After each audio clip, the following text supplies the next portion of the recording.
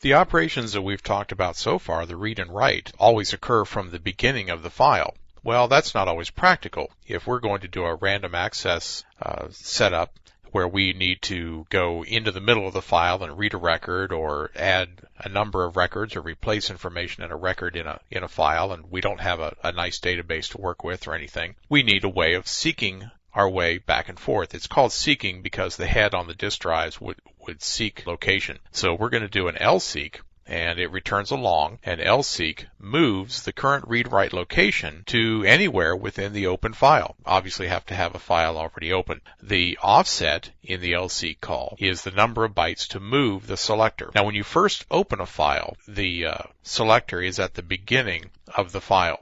So then you have to select an origin.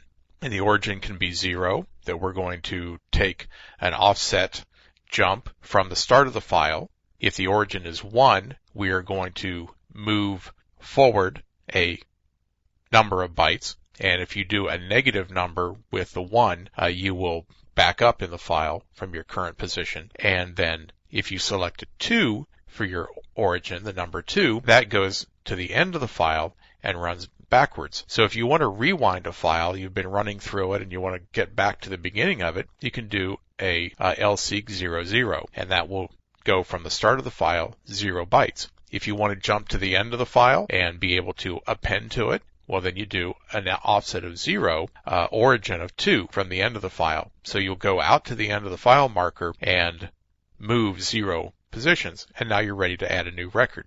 So that's the Lseek. Moves the current read and write location to anywhere within a file. You probably won't have to use this very much because most people that are doing this kind of record handling work with databases now.